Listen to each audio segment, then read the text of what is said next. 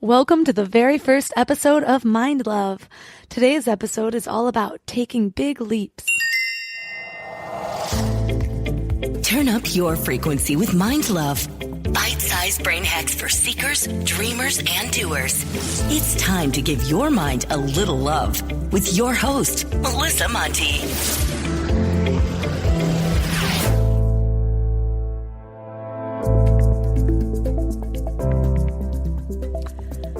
Welcome, everybody, to the very first episode of Mind Love. I'm so excited to be here. It feels like a lifetime in the making, but probably for me, it has been. I chose today's theme because it's exactly what I'm doing right now. I am leaping. I'm making a lot of life changes right now in order to devote my time to this, and I couldn't be more excited. Mind Love is devoting the time to our mind that it so deserves. A lot of things in our life are run by our minds. Actually, everything is. Perception is key. That's why the world's most successful people always talk about staying positive and keeping a gratitude journal, power poses, all of these little tricks that help you have more control over your mind or your thoughts. It's because the way we perceive the world dictates the way we interact with it. It all starts with the mind. I've always been a naturally curious person. I am the person who dives in, yelling, "All things are possible!" I'm definitely not a cynic.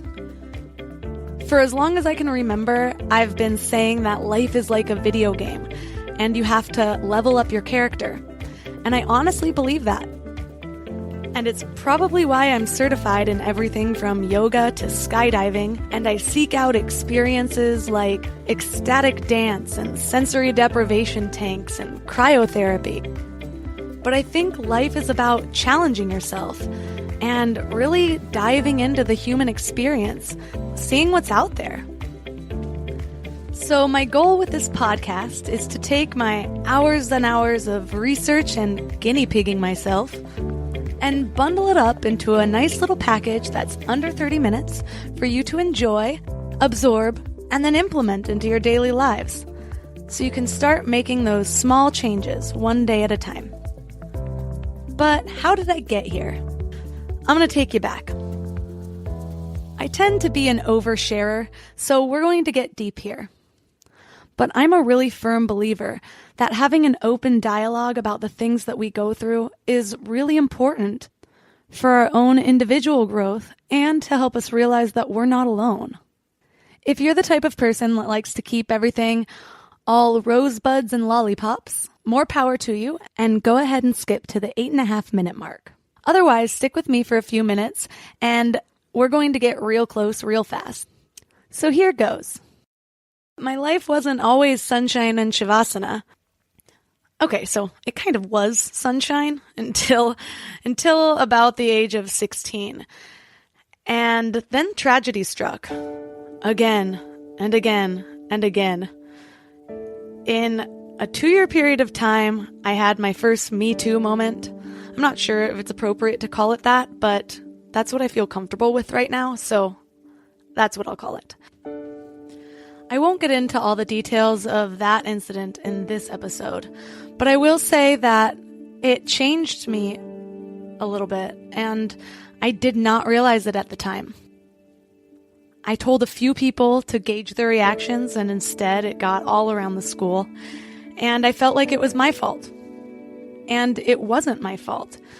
It wasn't just some bad drunken decision. It was one of my first times drinking ever. And I was unconscious, and it's what I woke up to. I was still very much dealing with that, and then a very close friend committed suicide, and it was the first time I had ever lost anybody. And then my dad died of cancer. I was going into college with baggage. I really prided myself on the fact that I thought that it didn't affect me. That I was just going to power through and that I was stronger than that. And something about that denial probably made it affect me more because it was this deep hurt that I was covering up. and it was leading to a lot of bad decisions. I was binge drinking every single night. Some can call that college, but it's not healthy, and I was taking it further than most people I knew. People actually called me party girl because I was at every single party until 5 or 6 a.m. I was the last one going. I also was addicted to a very high dosage of Adderall, especially for my size, that I took twice a day. By my sophomore year, I had developed a dangerous eating disorder. There were days that I didn't leave my house because all I was doing was binging and purging. Thinking back on those days makes me want to cry. It was really hard, and I would sit there and think, I can never be with somebody because how will I hide this? Or I'd get really anxious in social situations or going on trips with people because I was worried they'd find out. And to top it off, as minor as this sounds, I even bit my nails down to the nail beds to where they were bleeding. In reality, all of these things were a really big reflection of what was going on inside. Just a deep, deep pain covered up by my laid-back, nonchalant, let's take a shot type attitude. I always wanted to be the fun one and the life of the party, but really I was just partying with people who didn't really care about me, so I didn't have to be alone and I didn't have to feel what I was feeling. And if you think that was my rock bottom, it wasn't. My rock bottom came soon after when I ended up in a really bad relationship. It was really manipulative, and he was battling with the death of his father, which was something that I could relate to, and I had almost too much sympathy for. But I was sure that he was cheating on me, and I couldn't take the pain anymore. So I decided that the only way I was going to get out of it was if I left. So I called a friend who was living in Hawaii and went and stayed with her for 30 days. When I got back, he had said that he had been getting help. His mom had given him some money to get his jewelry selling business off the ground, and he seemed to be doing well.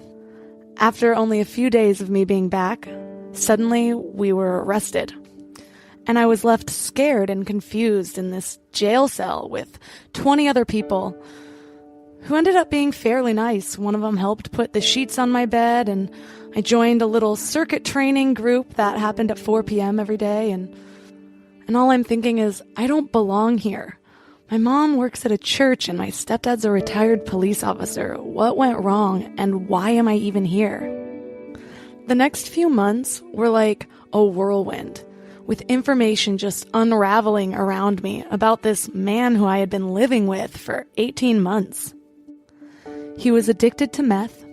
He had been robbing houses. His jewelry business had never been legitimate. It was all stolen jewelry. And he had been cheating on me with a girl who looked a little bit like me. He even convinced me to let him pick up my dog from my mom's house because he missed him. And really, he just went with his girlfriend and played house in other people's houses. And now I was left picking up the mess that these two left. But there's really no greater sign that you're hanging with the wrong crowd and down the wrong life path than sitting in a jail cell for somebody else's mistake. Why didn't I feel worthy enough for anybody else? Why wasn't being alone better than being with this person? I knew something was going on. It never felt good. One morning, I was lying in bed until the middle of the day because I had been partying until dawn, and a little voice just said, "Get up. Get the fuck up." So I did. And I wish I could say it was that easy, that I just got up and made changes and here I am now, but that would be much too short of a story. It was a roller coaster of ups and downs for years, but I at least had this little seedling inside of me that I was going to try. And the more I learned, the more I became obsessed with mastering the human experience and being my best self and getting the most out of this life that we have. Because I saw how easy it is to sink lower than I thought I would ever sink. But how powerful and effective the right mindset is to dig your way out of that.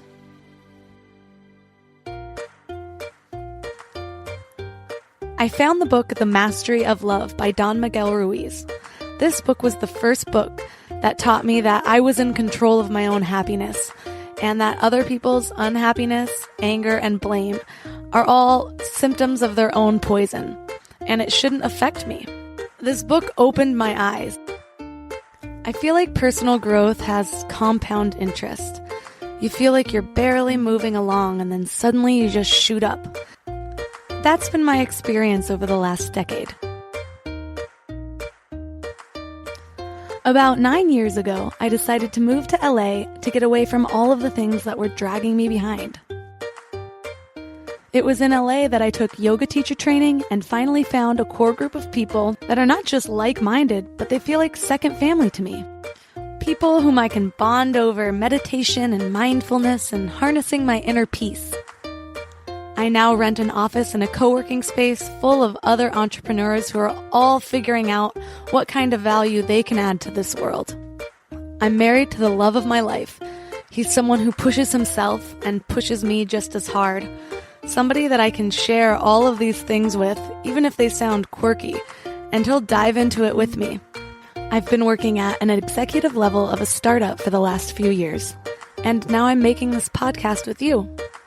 But I really believe that none of this would have been possible if I wouldn't have worked on myself first. It's like when you're in an airplane and they tell you to place the oxygen mask on your own face before you try to help your children or somebody else. The same is true for self-love. You have to learn to love yourself before you can truly love others. And a lot of times, your life on the outside is a reflection of what's going on inside. And to be honest with you, I still have a lot of work to do. So we're in this together, just figuring shit out because life is complicated. But there's power in numbers and accountability. Some days my life is like a culmination of every productivity book you've ever read, and I feel like a powerhouse. And other days it's chaos and immaturity and crying over cat videos on Facebook. And if I learned anything, it's not to take yourself or life too seriously. Make time to play, and above all, find gratitude. Gratitude is the gateway to abundance. It tells the universe that you are ready to receive even more of everything that this life has to offer. So I'm grateful for this journey, and I'm even more grateful for each and every one of you because you're helping make this dream possible for me. So I hope that in return I can share the value by giving you something that you look forward to listening to each week.